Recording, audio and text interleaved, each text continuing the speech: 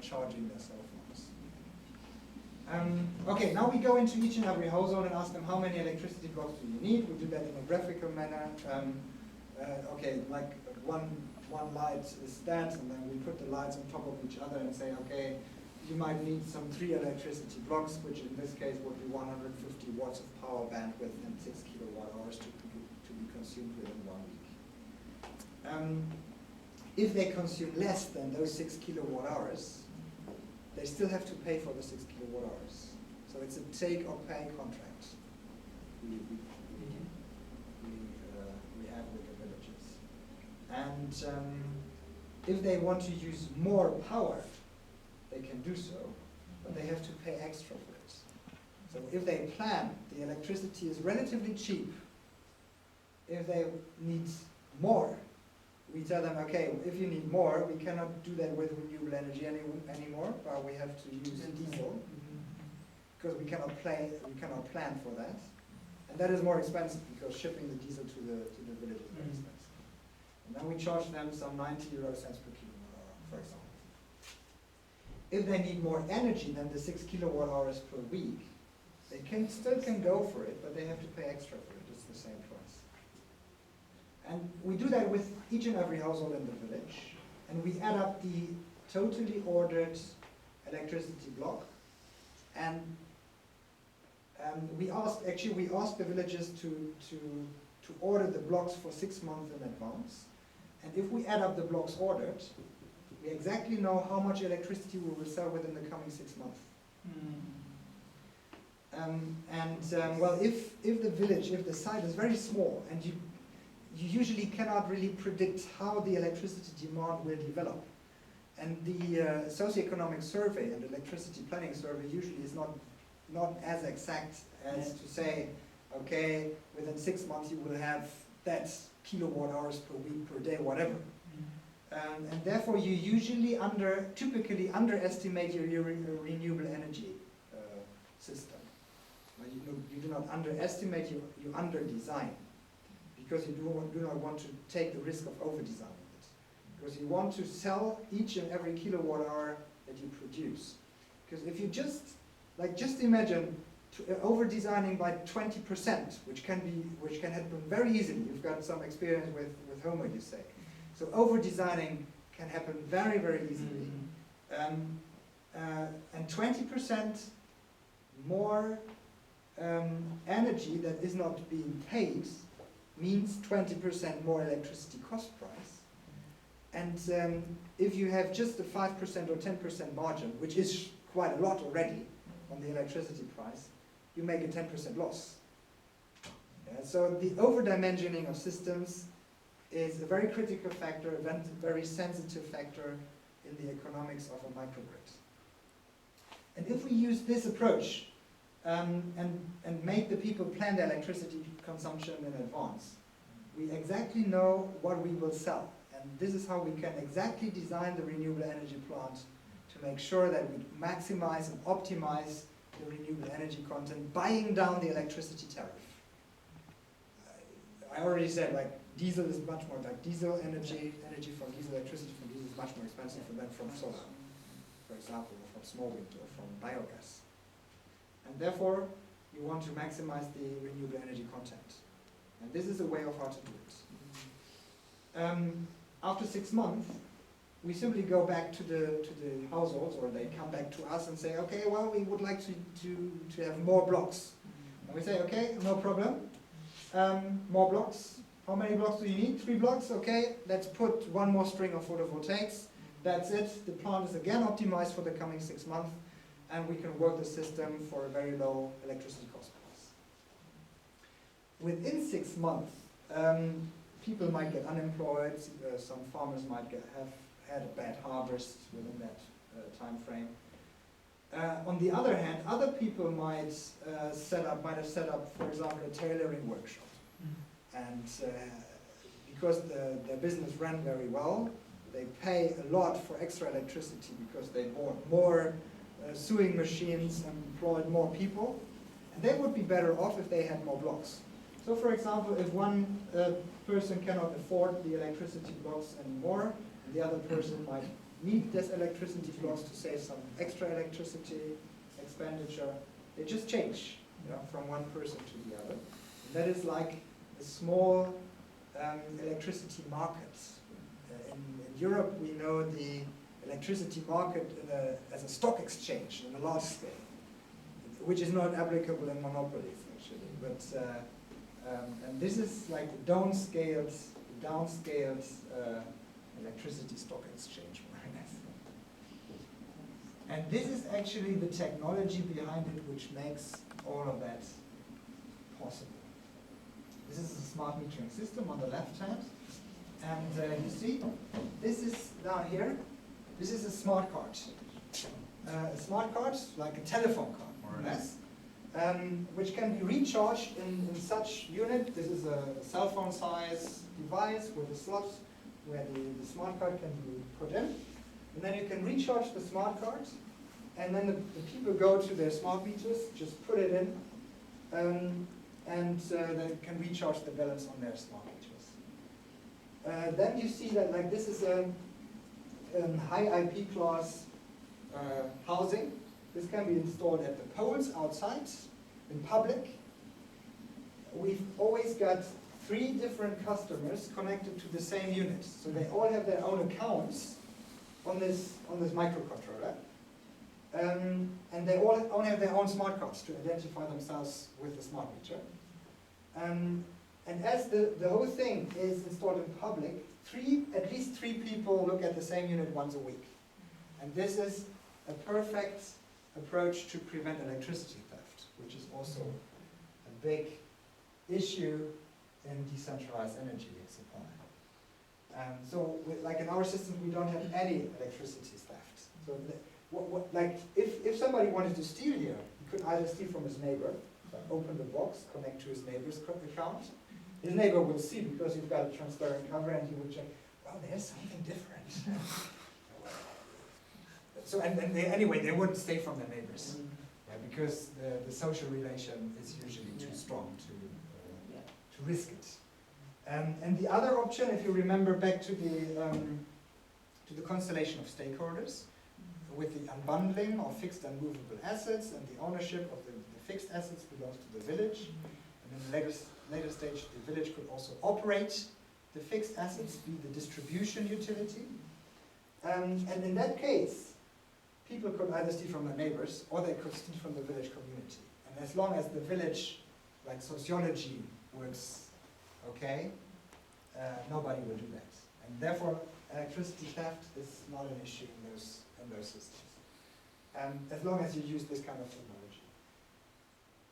And the third and very important feature of the smart meter is load management.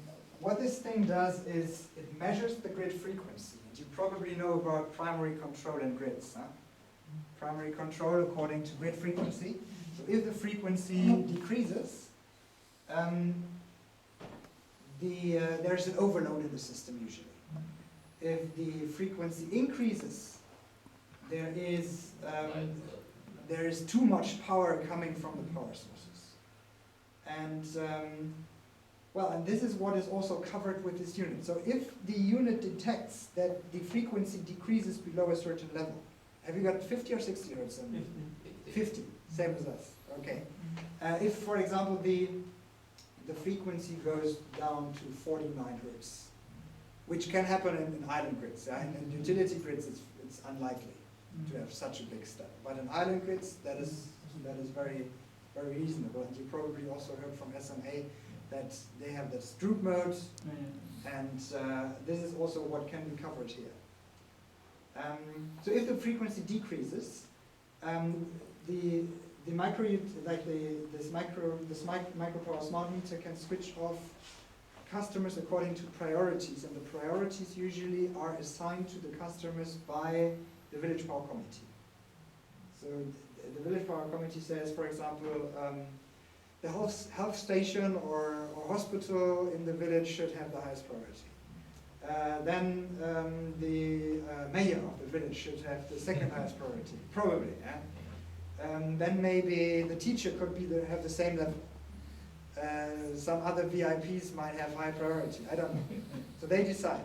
And then we usually say, okay, maybe you want to think about giving higher priorities to productive consumers, and then have lower priority for consumptive consumers.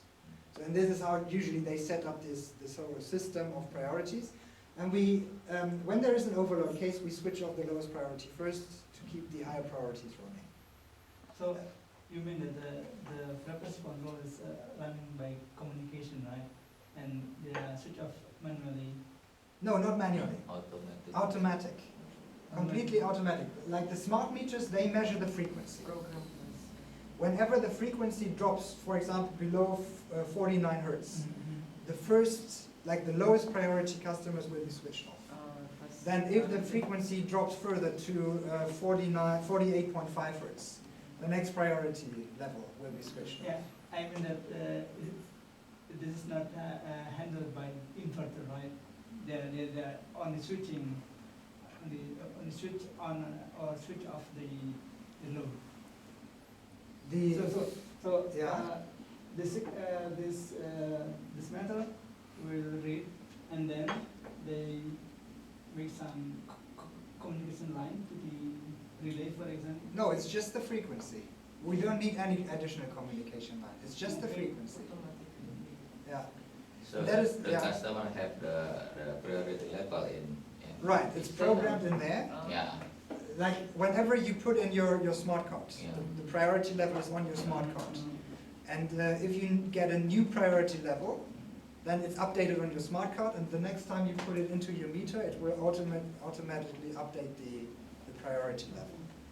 So this is how it works, and you don't need any additional communication channel, and that is, like from our point of view, that is a very unique feature, because in off-grid areas, you need very robust equipment. You rather do not, like, it's usually advisable not to have too many communication lines, because if one communication line is broken, or somebody just cuts it, you need to send somebody out there to repair it. And that is usually the most expensive part. Sending somebody out, travel costs, and you cannot just send out a usual, whatever, trained worker, but usually you need to send out an engineer, who is expensive, and who does not need to wants to be paid for the time when he's there, but he also wants to be paid for the travel time, and these kind of things. So that is a very, very expensive proposition to do that. And therefore we said, okay, we want to make it basic, we want to make it very simple and robust, and therefore we don't use any communication lines, additional communication lines, but just go through the frequency of the grid, which is always available and clearly readable. On the other hand, if there is too much power coming from the photovoltaics, for example, you know the Sunny Island droop mode, the frequency goes up to tell the inverters, okay, please decrease the power input. And also, like, it's not only SMA, so yeah, I want to tell you clearly, it's not only SMA who does that, but it's also other manufacturers who take a similar approach. For example, you can parameterize the Studer inverters very nicely. You can parameterize the, like, probably the most open protocol is the Studer, with the Studer inverters. Another option would be, here, the Dutch guys, Victron Energy. They also have kind of this control.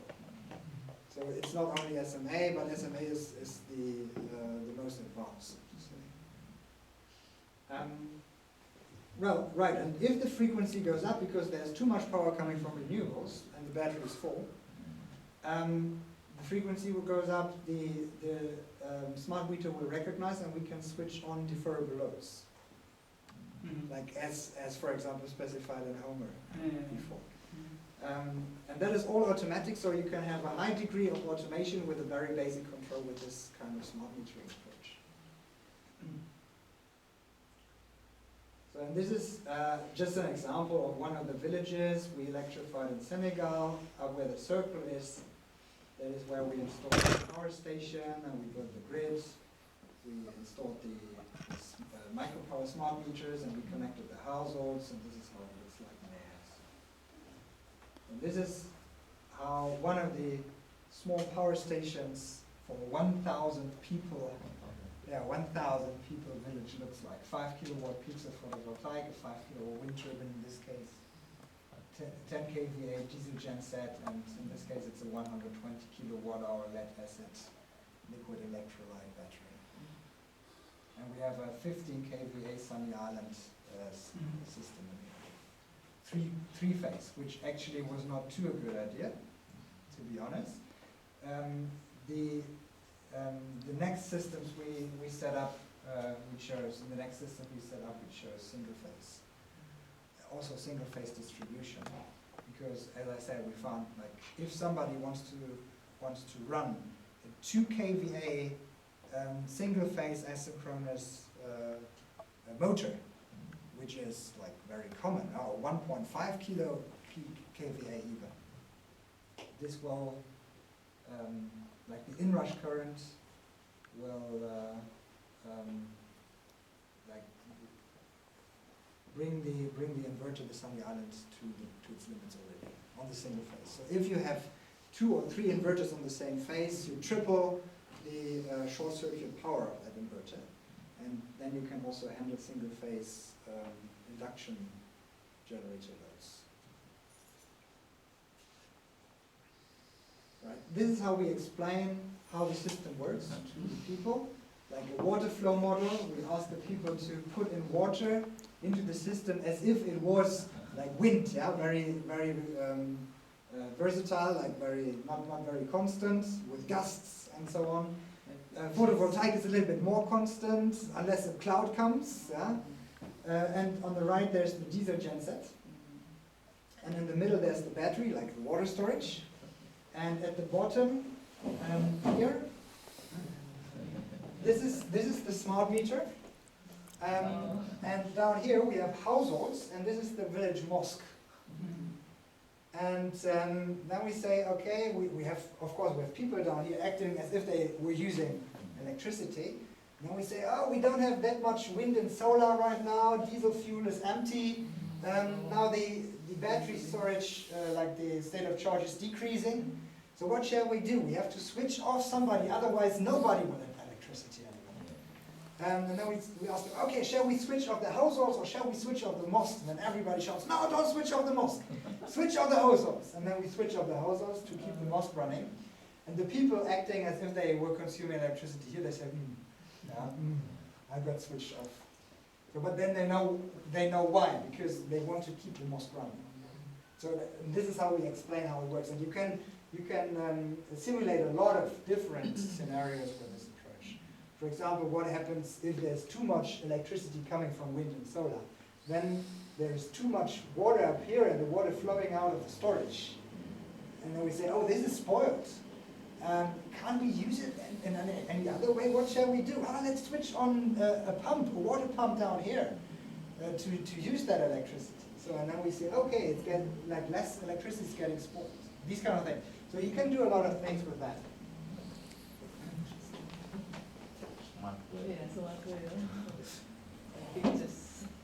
Probably nothing for your students, but yeah, it works right for community. Yeah, for community easy levels. to understand. Yeah, right, exactly. So and that is the idea behind it. Like what we want to attract private investment to provide development options locally. Micropower economy means development options for rural citizens and adequate profits for investors. So that is the idea. And as I said, ADB, the Asian Development Bank, is very much interested in spreading this approach out in Southeast Asia. And we could like see how we could do it. Indonesia is also one of the focus countries of Asian Development Bank, and they say, okay, they would be very much interested in also trying this there. But the main challenge is how can we overcome the institutional problems. Like at the moment it's a natural monopoly, the whole system. How can we go in as a private sector player? Or how can we motivate the the national utility to use this model to make off-grid electrification happen in Indonesia. There are different ways of how to adjust this model to that system that you have already.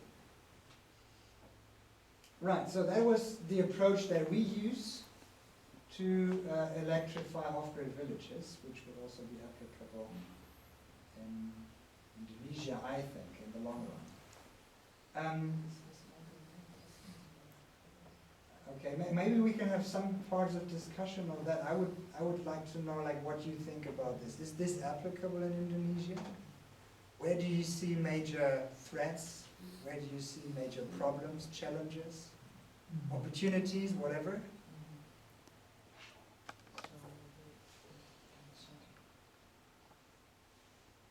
Yes, very interesting presentation.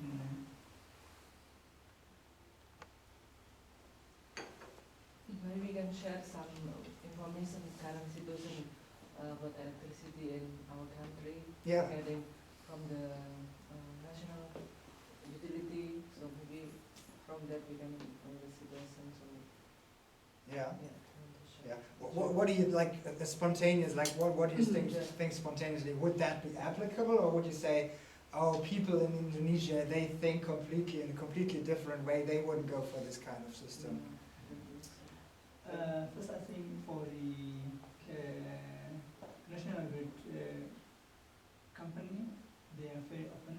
They are open. Yeah, because they overload.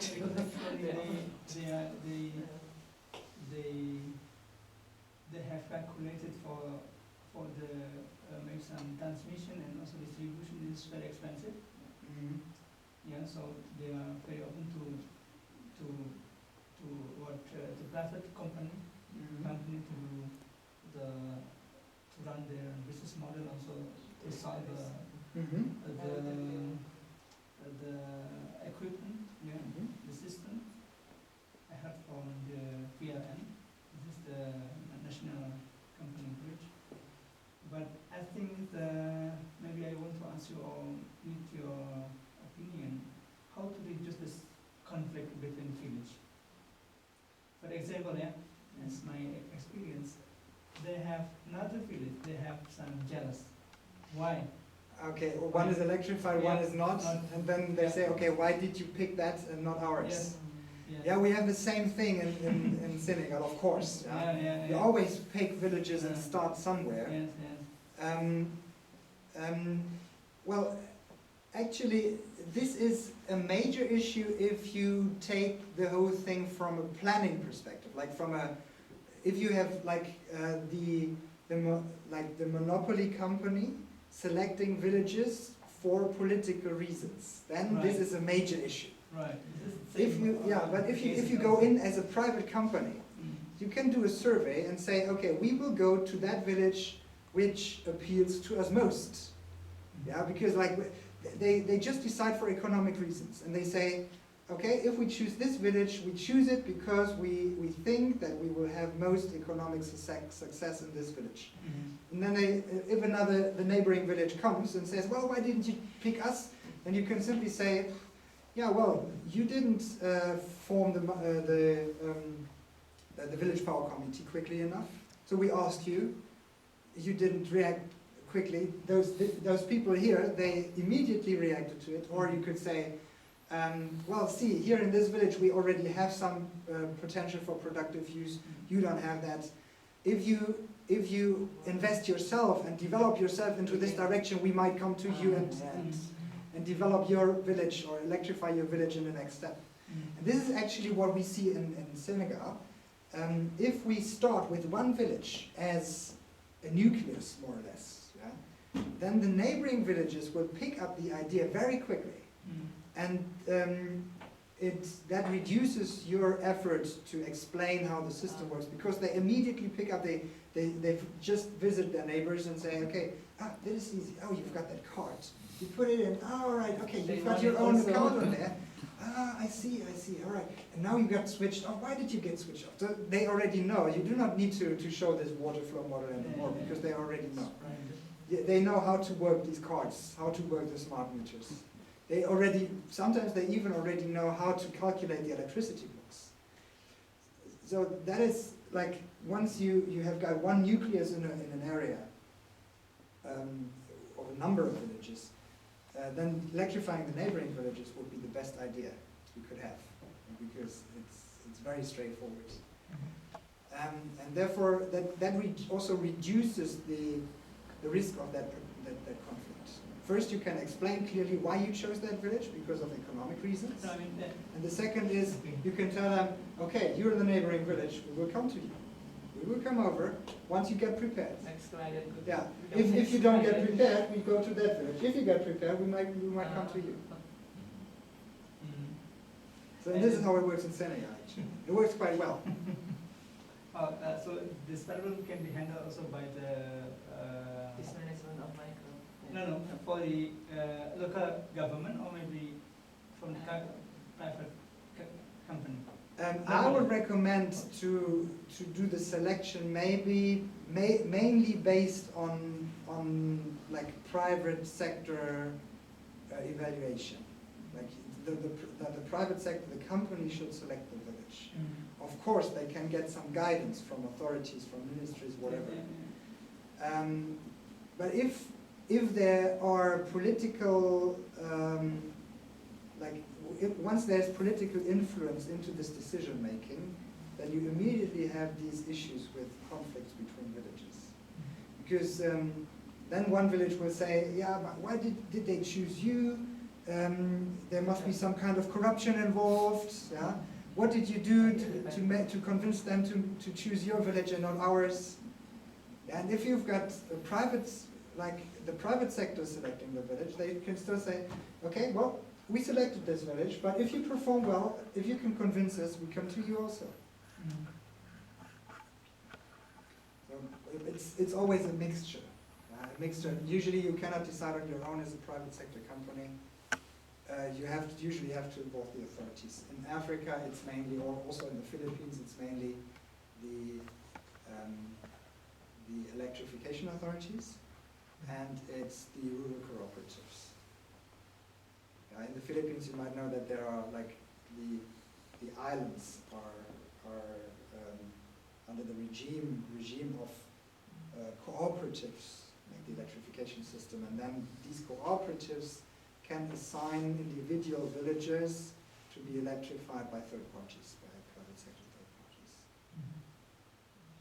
So and it's also subject, not only subject to the private sector parties, but also subject to the cooperatives and to the electrification authorities. Yeah, but anyway, like private sector companies, they only electrify villages that seem to be profitable for them, otherwise they won't go for it. And the second one, do you have any experience with farming, fishing farming community? Fish farming? Yeah, fish farming. Not really, but actually fish farming is like, that is a perfect load. Huh? You have base load there, which is perfect. You have got high electricity consumption, simply thanks to this. You need to bubble the air, or how do you, air agitation, these kind of things in fish farming. And sometimes maybe even some pumping from one to the other. Or do you think of fish farming in the sea? We can do both. Yeah. For example, because you see that the price of